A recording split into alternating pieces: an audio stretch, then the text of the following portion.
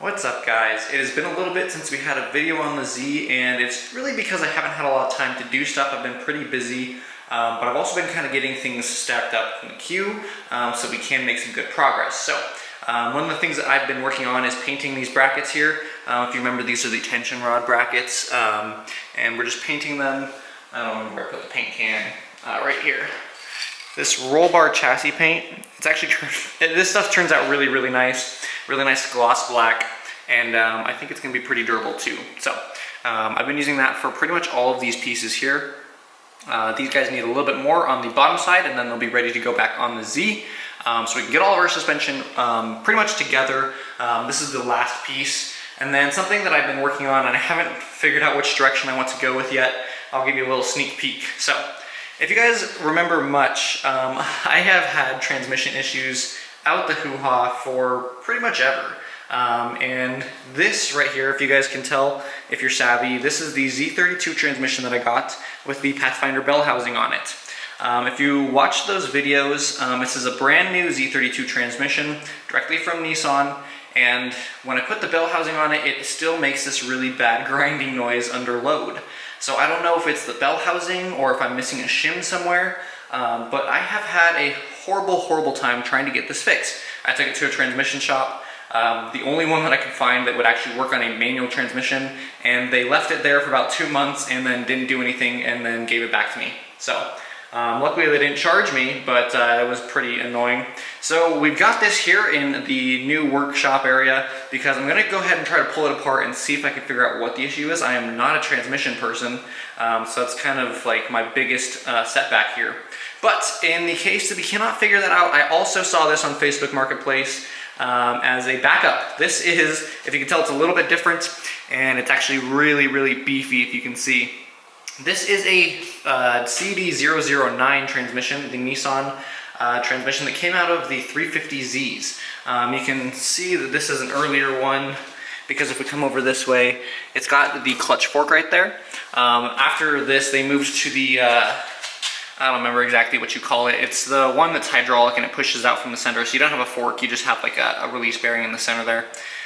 It slips my mind. But basically, what you can do with these transmissions is they have a solid bell housing part all the way through right here. You can see this is all one piece. But you can actually go ahead and cut off somewhere around here and then replace this front fascia piece right here with a piece that will adapt to the automatic transmission from a car that this came off of. So what you can do is you can get a Z32 automatic transmission bell housing and then bolt it onto here, and it will adapt this to the VG30. So I don't know if I'm gonna do that. Price-wise, it's, so I paid about $500 for the transmission. For the pieces to swap it, it's probably gonna be another $600 or so. So compared to the $2,000 that I paid for a brand new transmission, this is about half the price, but you're not really gaining too much. That is still a very strong transmission. This is also a very strong transmission, but we're gonna need some pretty unique swap parts for this. I don't know how well it would bolt in or anything like that. See if I can come over here. I did go ahead and try to line them up, and if you can see, they actually end up really similar to the same place. So the drive shaft may or may not need to be changed. I cannot tell, I haven't counted the splines. I can't tell if they use the same yoke or not. So in the event that I cannot get this guy to work, I will probably go ahead and try to convert this. It is a 6-speed, which is pretty cool, but the gear ratios are pretty similar to the 5-speed, so you're not necessarily gaining anything. But in the event that I can't make this work, I will go ahead and adapt this. I'll take you guys through the whole process. It's probably gonna be a pretty special thing, trying to figure out all the shifter and everything. But in terms of like overall size, they look really similar. So I don't think it would be the worst swap in the world. So that is pretty cool. I'm really excited about that. But I'm gonna go ahead, let's jump over to the Z now and see what progress I've made. I made a little bit of progress that was off camera. I did this a couple weeks ago, but I didn't have enough for a full episode, so I just kind of left it. And let's go ahead and check out where it's at right now. Alright guys, I believe last time I left you we didn't have the subframe or any of the wiring harness kind of laid out like we do now. So we have them in. The subframe's looking pretty nice, a little dusty, but it's looking pretty good. I do need to get a different one of those eventually because I want to run my AC down here and that's not going to cut it. So we might go with the Apex engineered kit or we can get a stock subframe, one of the two. Both would work just fine. We need to go ahead and reattach the steering linkage. I want to go ahead and pull off the masking tape I have all in the back here still. And then I do need to touch up some paint in a few areas. That corner and that corner just didn't quite get painted properly. So I need to order some new paint for that. Nothing too crazy. I'm still waiting on hardware for this bumper, so we can't quite mount it up yet. But once we do get that, I will go ahead and make a video on that as well. If you guys remember, we're going to be doing the headlight conversions because the front end is changing to the later models. So we're going to have to drill some holes for that to get all that squared away. That'll probably be a later video. But yeah, I just want to kind of clean up the engine bay for now, try to get as much of the stuff back to where it should be as possible.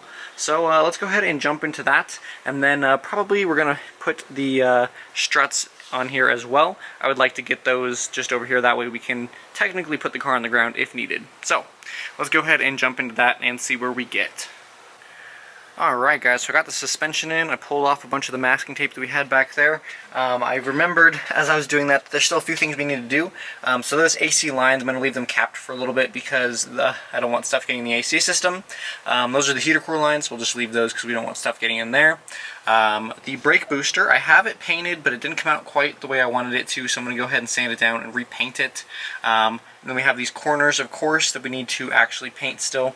So I think I'm going to go ahead and leave the wiring kind of as is for now because I don't want to have to like put it in and then take it back out just to do some of the painting.